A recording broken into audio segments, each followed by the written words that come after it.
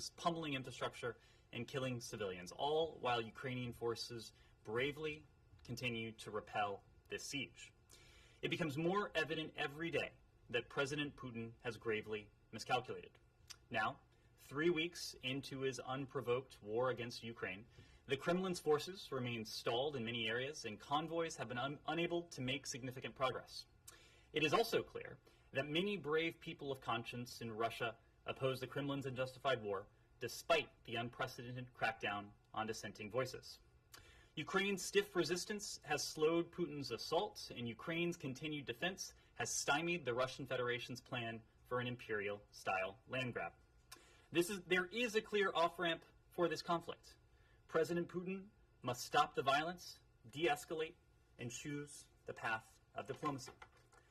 I also want to take a moment to reiterate our strong recommendation to U.S. citizens living in or traveling in Russia. You should depart immediately. This has been our recommendation for 10 days now, but I would note that our travel advisory has been at level 4, do not travel, since August of 2020. We have consistently messaged for weeks to U.S. citizens in Russia about the financial issues they may face, the danger in participating in protests, and the diminishing travel options, including flight options to depart. Most recently, we sent an alert about how to find our advice and recommendations, given that Russia is drastically limiting the information space. Our embassy in Moscow has a limited ability to assist U.S. citizens because of the Russian government actions to restrict our staffing there. Since August of 2021, we have been able to provide only emergency services to U.S. citizens. For all of these reasons and more, we urge U.S. citizens to depart Russia now. Next, in celebration of International Women's Day, the U.S. Department of State was proud to announce the awardees of the 2022 International Women of Courage Awards. We were especially honored that First Lady Jill Biden and Ambassador Thomas Greenfield attended the ceremony and provided remarks in honor of the inspirational achievements of the 2022 International Women of Courage awardees. From promoting environmental protection in Bangladesh to combating corruption and organized crime in Brazil to advocating for democracy and human rights in Burma and beyond, the 2022 International Women of Courage are an exemplary group of women. Their strength is endless, their courage is unyielding, and their leadership inspires all of us.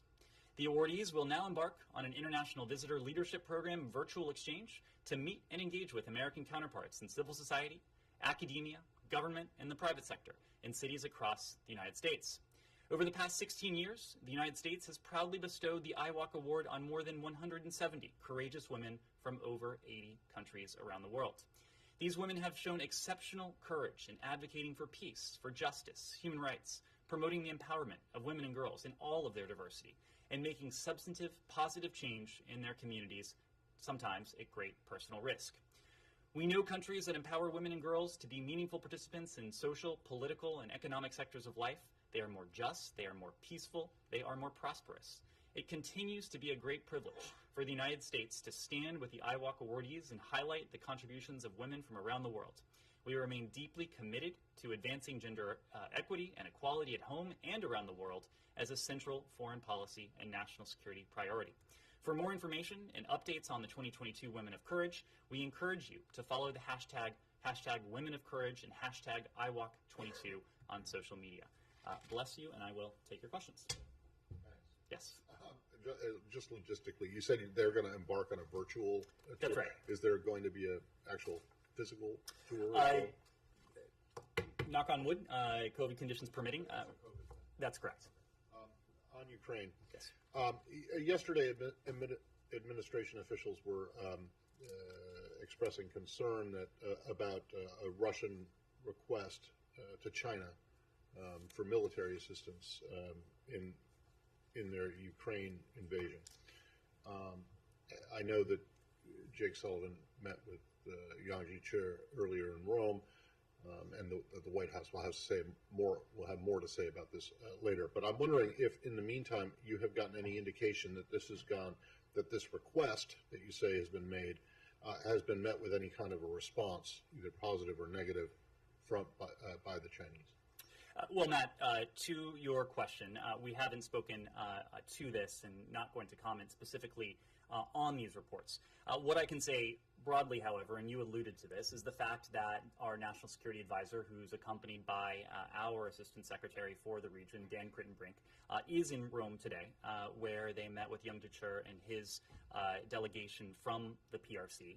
The National Security Advisor and our delegation raised directly and very clearly our concerns about the PRC's support to Russia in the wake of the invasion and the implications that any such support would have for the PRC's relationship not only with us, but for its relationships around the world. That includes our allies and partners in Europe and in the Indo-Pacific.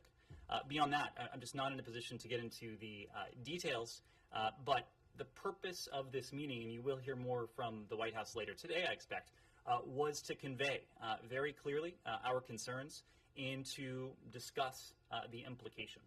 Okay, but you said that you raised, I can go back and look here, but you said that you raised your concerns about Chinese support for. So does that mean that you think that they already are supporting? I am not confirming anything from here. What I will say is that we are watching very closely the extent to which the PRC, or any other country for that matter, provides any form of support, whether that's material support, whether that's economic support, whether that's financial support, to Russia.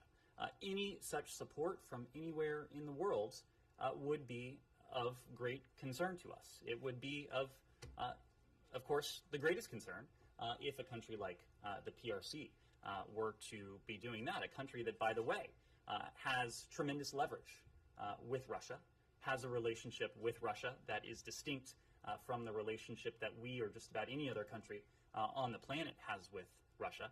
And with that in mind, could do more than probably many other countries to bring an end to this senseless violence, to this brutality, to Putin's premeditated war of choice. We have communicated very clearly to Beijing that we won't stand by if we will not allow any country to compensate Russia for its losses. Put it a different way. Are you disappointed in how the Chinese have responded to your outreach? I think, Matt, it is fair to say that it is incumbent upon every country around the world to speak out clearly, to allow there to be no ambiguity in terms of where they stand. You know, we've heard statements from the PRC that have somewhat of an ambivalent message, calling for a diplomatic solution. I read a statement the other day from a PRC official calling the situation complicated. There's nothing complicated about this. This is naked aggression. This is a war of choice. This is a country, one individual at the top of that country, violating in a brazen manner what have been the cardinal rules of the international order for the past 70 years. The basic tenet that big countries cannot bully small countries, that might no longer makes right, concepts that should have been banished to the last century, should not be around today. So we would like to see every country make very clear where it stands and to stand on the side of the rules-based order. The very rules-based order, Matt, that has benefited, of course, not only the United States and our allies and partners, but also countries like Russia and China. One final point on this, and we've made this point before.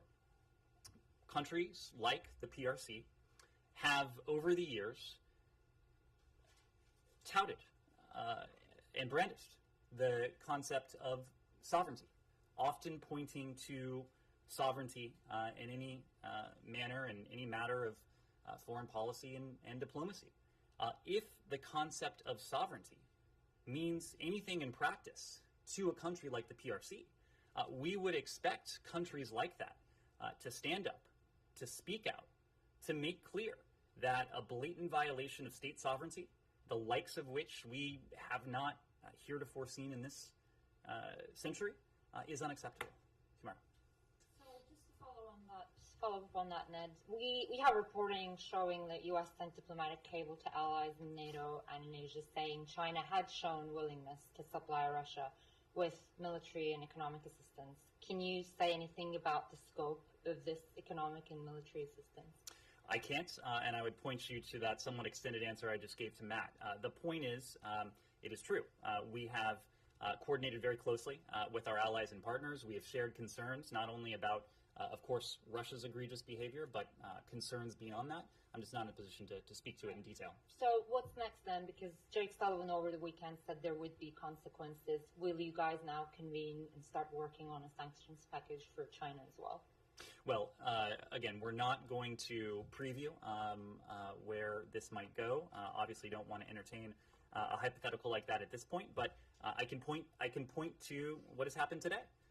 And the National Security Advisor, our Assistant Secretary, our delegation met with Young Jachir and his delegation to precisely make clear our concerns and to be very candid in terms of the implications. Again, we are watching very closely to the extent to which the PRC or any country in the world provides support, material, economic, financial, rhetorical, otherwise, to this war of choice that President Putin is waging against the government of Ukraine, against the state of Ukraine, against the people of Ukraine. And we have been very clear, both privately with Beijing, publicly with Beijing, that there would be consequences for any such support. Just at the beginning of this, the Chinese were walking a more ambiguous line, perhaps. What is your assessment that why they changed their mind and are now partnering up with Russia? I am not going to speak for the PRC. I will let them explain their actions. I will let them. The U.S. assessment of why Beijing has changed their mind. Surely you have an assessment. I will let them explain their actions. I will let them explain their words. I think there is a lot for them to explain. Look, I think the broader point is that we have seen the relationship between the PRC and Russia grow closer. This is not a phenomenon that has taken place over recent days or even recent weeks. This is a relationship that has grown closer over the course of many years now. And I think we saw an encapsulation of that with the 5,000-word communique that the two countries put out now a number of weeks ago. Without going too deep into the analysis of the relationship of that two sovereign countries share, what I will say is that what does seem to unite them is a vision of the world that is in stark contrast to the vision that the United States and our allies and partners have not only built and promoted and defended,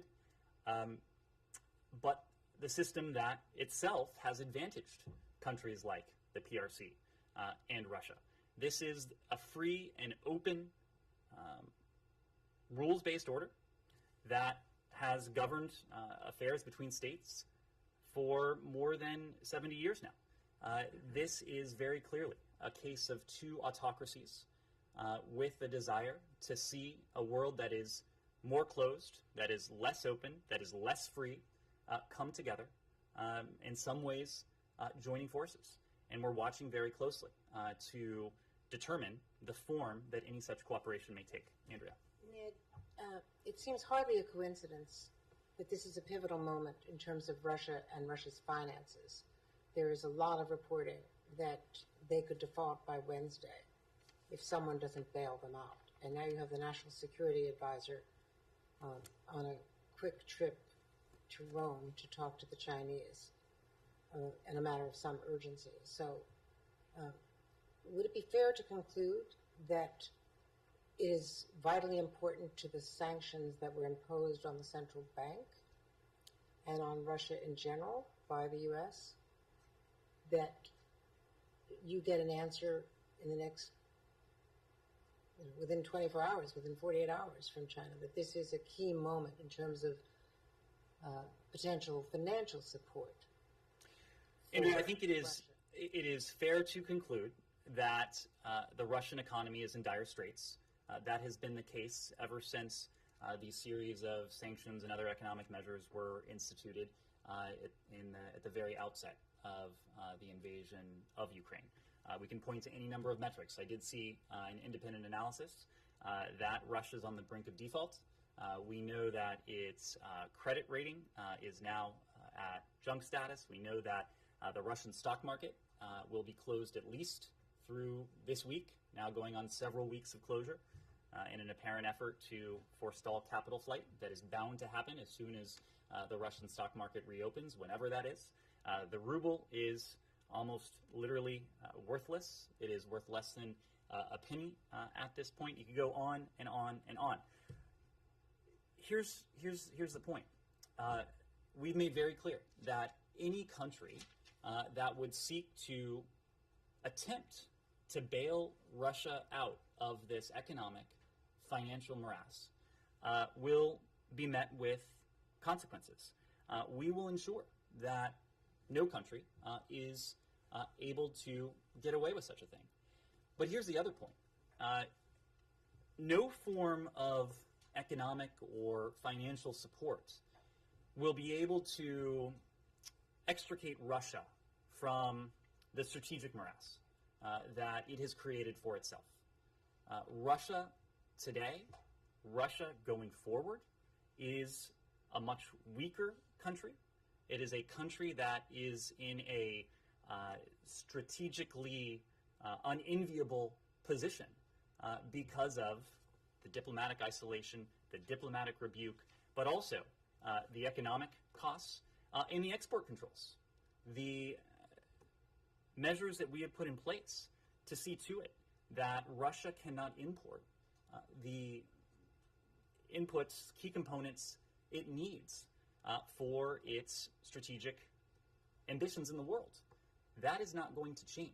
That will not change until and unless President Putin changes course. And the export controls are a long-term issue for Russia. The collapse of its currency and lack of reserves to bail it out is precipitous.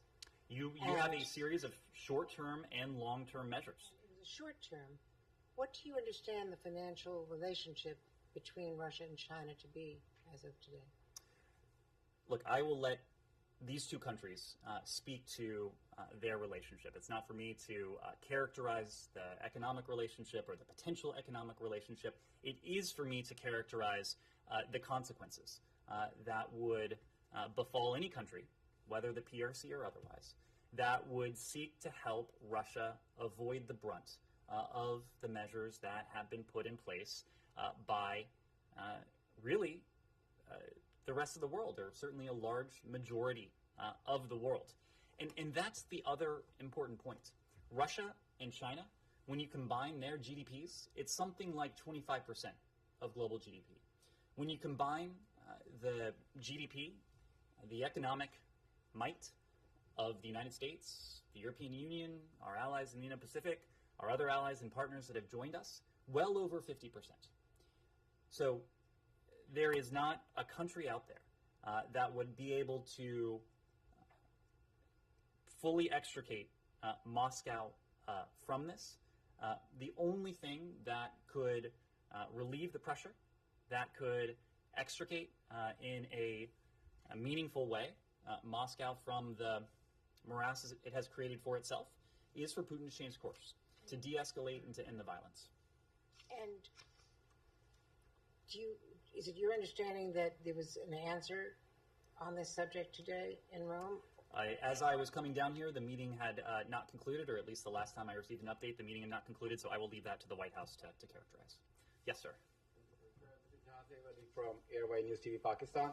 So it looks like that a few of the neighboring countries of Russia secretly supporting Russian aggression, like China, obviously, India, Pakistan, Iran, and some others rich Arab countries. So are you engaging with these countries to change their stance on that? We are engaging with countries around the world, and we have done so from this building. I think you have probably noted that virtually every conversation the Secretary has, which you can glean from our readouts, he raises the issue of Russia and Ukraine. We are doing so intensively at our mission to the UN, and I think you saw the fruits of the efforts out of this building and the fruits of the efforts out of New York in the UN General Assembly vote the other day, where 141 countries came together, the majority of the world's countries, the overwhelming majority of the world's countries, to make clear that this sort of aggression would not stand, and that the vast majority of the world was on the side of the rules-based order that Putin is so blatantly violating, and standing very firmly against his actions. So, of course, we have had conversations with our partners in South Asia. We've had conversations with our partners in the Indo-Pacific, Middle East, Africa, around the world. A few days back, India confirmed that it had accidentally fired a supersonic nuclear-capable missile into Pakistan because of a technical issue, while Pakistan warned New Delhi of unpleasant consequences. So would you like to say something about that? Well, we have no indication, as you also heard from our Indian partners, that this incident was anything other than an accident. We refer you, of course, to the Indian Ministry of Defense for any follow-up. They issued a statement on March 9th to explain precisely what had happened. We don't have a comment beyond that. If we talk about the safety issues, this is not the first time we're hearing all this. A few months ago, there was an incident of uranium theft in India, and its citizens have been arrested while smuggling uranium. So have you ever raised concerns on this incident and talk about it during your diplomatic conversations in India? I'm not familiar with that particular incident. What I would say is that nuclear safety around the world, especially in countries, nuclear-armed countries, it is always a conversation that is ongoing. Yes, Nick? Iran, sure. The Iranian Foreign Ministry today said the U.S. needs to make a decision on whether to revive the JCPOA. That mirrors the language from you on Friday, saying it was essentially the ball was in the court of Moscow and Tehran. How would you define or describe the status of these negotiations today? And then did the missile attack over the weekend near Erbil, which the IRGC is taking credit for, affect the calculus of this at all? Well, as we said on late last Friday, Special Envoy Malley and his team returned to Washington that day for consultations. Other political directors have also returned to their respective capitals. These are complex negotiations. We are at what could amount to something close to the finish line, but as we said, there are a few outstanding issues, and when you near the finish line, the issues that are outstanding are by definition going to be the hardest issues there are. You've also heard in recent days, including from Josep Borrell, including from a statement that the E3 issued, that there are now some external factors that are weighing on where we are. You may have seen the statement from the E3, our French, our German, our British partners, that came out over the weekend. It said nobody should seek to exploit JCPOA negotiations to obtain assurances that are separate to the JCPOA. We would certainly endorse that statement. We continue to believe that it is profoundly in our national interest to see to it that Iran is permanently and verifiably barred from obtaining a nuclear weapon. We've heard from our European allies that they are squarely with us. Of course, it does not stand to reason that it would benefit the PRC or Russia, for that matter, if Iran were in a position to acquire a nuclear weapon. Much to the contrary. When it comes to what we saw over the weekend, let me just say first that the Secretary had an opportunity to speak yesterday to Prime Minister Khatami and to Iraqi Kurdistan Prime Minister Mansour Barzani. He shared his outrage and condemnation at the Iranian missile attack near Erbil. These were attacks that were attacks against the sovereign state of Iraq. These were clear violations of Iraq's sovereignty. The Secretary expressed his solidarity with the Iraqi people and agreed with Prime Minister Khatami that the attack demonstrated the need for Iraqi unity and the urgency in that regard of forming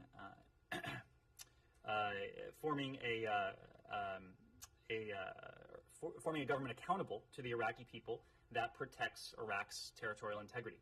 He also conveyed our commitment to working with the Iraqi government and others in the region to hold Iran accountable, working with the Iraqi government to do so. This incident is being investigated by Iraqi security forces.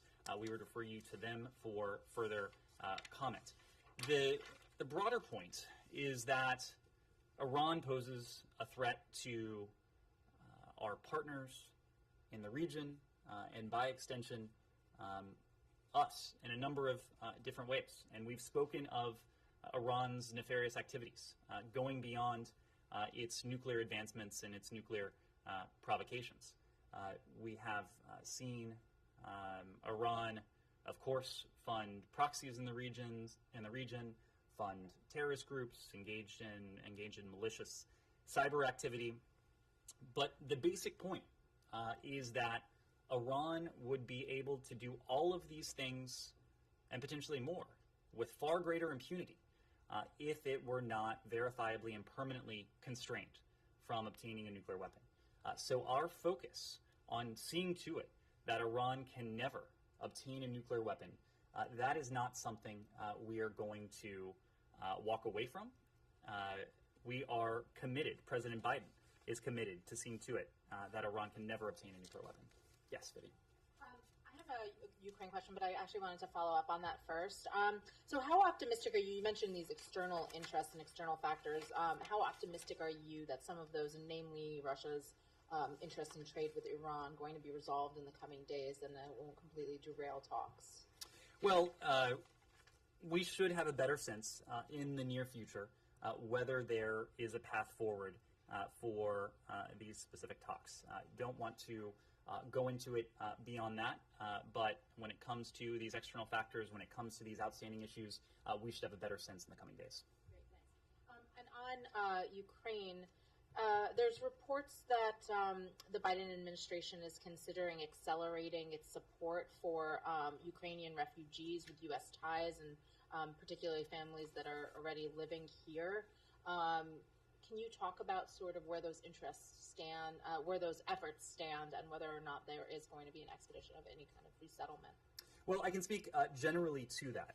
And what I can say is that the United States continues to provide significant humanitarian assistance to Ukrainians inside Ukraine, those who have been displaced internally, that is to say, individuals still in Ukraine, and those who have been forced to flee their homes. We have, even in recent weeks, provided about $100 million in assistance. We also know, and we saw this ourselves when we were traveling in Poland, especially in Poland last week, that a number of countries bordering Ukraine have demonstrated tremendous generosity in opening their communities and opening and offering a welcome to the more than 2 million Ukrainians who have been forced to flee their homes in recent days. It's true that there are many of these Ukrainian refugees have families, have family, have loved ones who are in neighboring countries. And for many of these individuals, it likely will make sense for them to remain with family, with loved ones, rather than travel much further afield. We will continue to provide humanitarian assistance to support refugees in neighboring countries. When it comes to the United States, we have a ceiling that is set every year.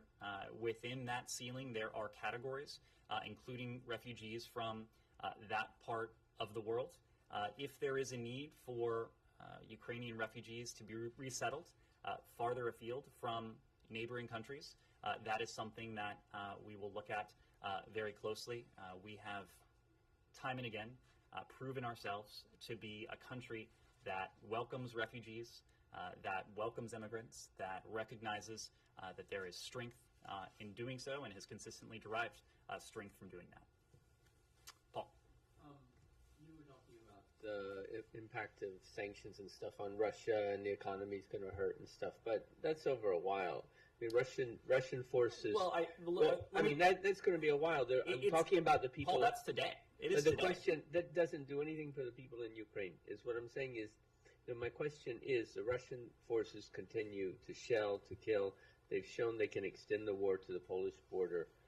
and it seems like diplomacy is stalled. I mean, what can you tell the Ukrainian people on the ground right now? What can you say to give them any hope?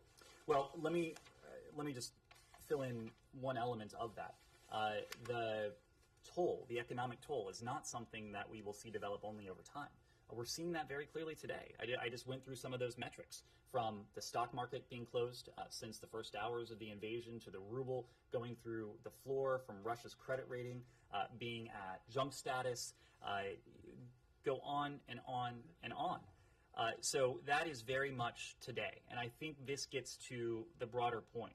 We are pursuing two complementary tracks in service of one overarching objective. And that overarching objective is to effect an end to this senseless war, put an end to this brutal violence. The first track is what we are doing to support our Ukrainian partners, and specifically the massive security assistance that we are providing to our Ukrainian partners to enable them to defend themselves effectively against these Kremlin aggressors. Over the weekend, we announced another tranche of $200 million in security assistance, bringing the total this year to $550 million. We are grateful for the passage through Congress of a spending bill that has something along the lines of $13.6 billion in additional funding for our efforts with Ukraine and the Ukrainian people. A large sum of that, about half of that, will be in the form of security assistance. So we do expect to be able to do even more going forward. The second element is what we're doing to put the squeeze on President Putin and the Kremlin. And it's precisely what we were just referencing a moment ago. This is a president who often likes to say that big nations don't bluff.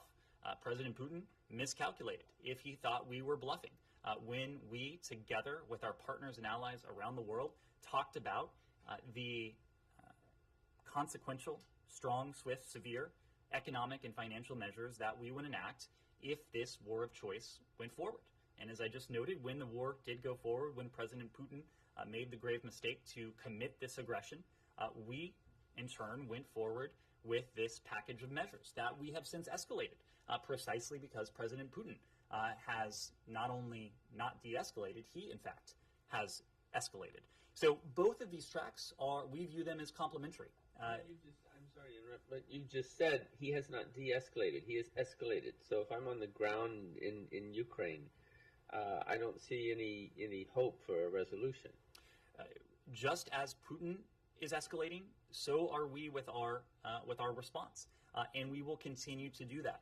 Both of these tracks, the security assistance that we're providing to our Ukrainian partners, and the measures that we're enacting against the the Kremlin's war machine, its economy, its financial system, against Putin personally, against senior Russian officials personally, against their cronies, against oligarchs. Both of these are putting tremendous pressure and will increasingly put pressure on the Kremlin. And I think you see the results of this security assistance in terms of what we're not seeing, have not yet seen from the Russian operation inside Ukraine. This is now day 19, I believe, of this war in Ukraine. The fact that the Ukrainians have been able to repel, to stall, to take on in self-defense these invading Kremlin forces, I think speaks to the effectiveness with which they are defending their country, defending themselves, doing so with the substantial security assistance that the United States, that our allies and partners have provided. And we are going to continue to provide that. Similarly, unless there is a change in course, we will continue to mount pressure on President Putin, on the Kremlin, on his cronies, on the oligarchs, on all of those who in any way touch this Kremlin war machine.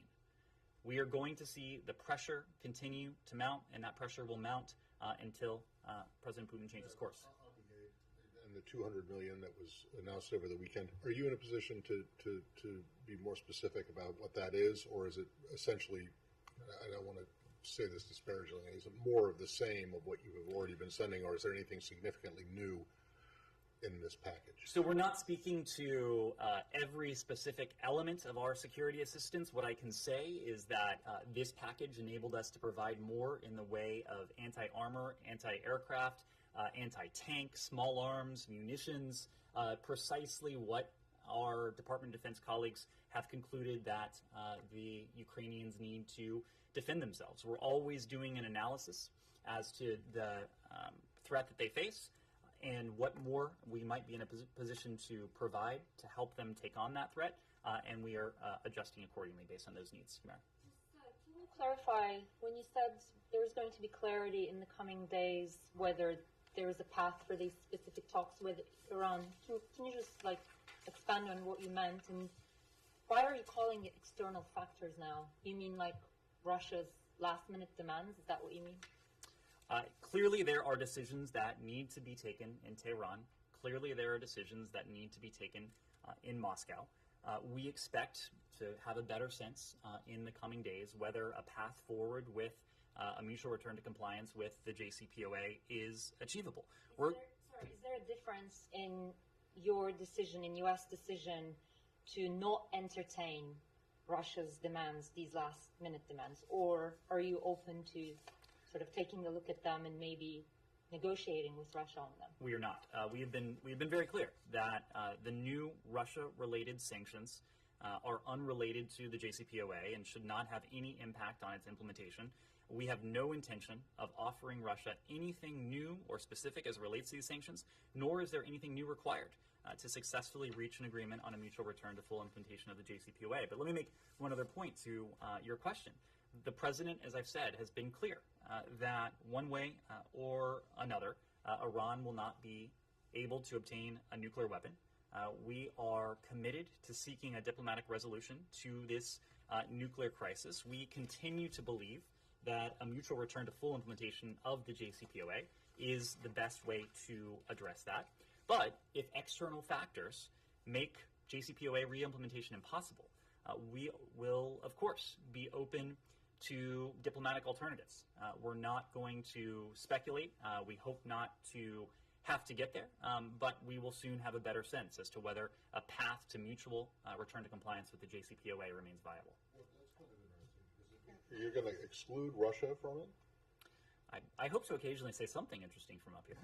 Well, okay, and that's something. I mean, how exactly do you think you can go about excluding a permanent member of the Security Council from this if you wanted to have the imprimatur, as did the JCPOA, of the Security Council? Matt, we continue to believe that do a bilateral deal. We continue to on that point.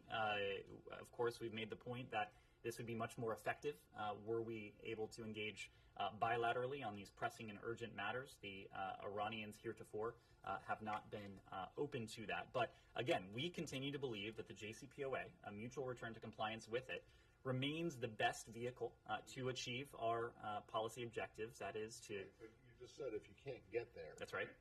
You're open to an alternative. That's correct. So the alternative is what? A U.S. E3 Iran deal without excluding your new nemesis, or not so new, Russia and China? We are not at that point, and we're not going to. We hope not to get there. Unless and until we are there, we're not going to speculate on what that might look like, but we are committed to seeing to it that Iran can never obtain a nuclear weapon. Yes. Concerning the possible trip of President Biden to Europe, can you tell us a little bit more about it? Why now, and will you go to Poland? I can't, and I would need to refer you to the White House to speak to any travel that the president may or may not undertake. What I will say, however, and the same is true of this building, Secretary Blinken, Deputy Secretary Sherman, Toria Nuland, and others, that we have been in constant consultation and coordination with our allies and partners around the world. Some weeks ago, we pointed to a couple hundred engagements that we had with allies and partners around the world. That number is dramatically larger now. And speaking for principals in this building, we've had an opportunity now to see our allies and partners in person. We were just in Europe last week at Brussels, where we saw all of our NATO allies, our EU allies, our G7 counterparts. We went to our Baltic allies, to send a strong message of solidarity and reassurance. We went to Moldova and France as well. And of course, the Secretary saw Foreign Minister Kuleba inside of Ukraine. So we have, at every opportunity, coordinated closely on our efforts to hold Russia to account, to mount pressure on the Kremlin for this war of choice, and to support our Ukrainian partners. And I think by any metric that you evaluate, whether it's the UN vote, whether it's the statements of condemnation of President Putin and the Kremlin, whether it's the statements and signs of solidarity, of support for and with Ukraine, you see that those efforts have paid off in an appreciable and meaningful way. Yes. Do you have any information on the presence of the Wagner group in Ukraine, the number of mercenaries? We have seen reports of such. Again, this would be another indication that President Putin's plan is not going according to plan. The idea that the Kremlin would need to call in reinforcements. And last week we spoke to reinforcements that reportedly may be called in from other battlefields, the presence of private mercenary groups, reports that President Putin is desperately seeking a lifeline from other countries. All of these point to the fact that President Putin has made several grave miscalculations. He gravely miscalculated that his forces would not find fierce resistance going into Ukraine, taking on the Ukrainian people. He miscalculated that he wouldn't find opposition at home, and we have now seen Russians peacefully take to the streets in dozens of Russian cities, including President Putin's own hometown, St. Petersburg, where there, like Moscow, like in other Russian cities and towns across the country, peaceful protesters have been arrested for doing nothing more than exercising what is their universal right to freedom of expression, freedom of assembly. More than 14,000 such protesters had been detained as of last week. That number is likely larger now. And President Putin also miscalculated if he thought that the United States and the rest of the world wasn't serious about imposing these massive costs and consequences that we have since imposed on the Kremlin for undertaking this war effort. Yes, please.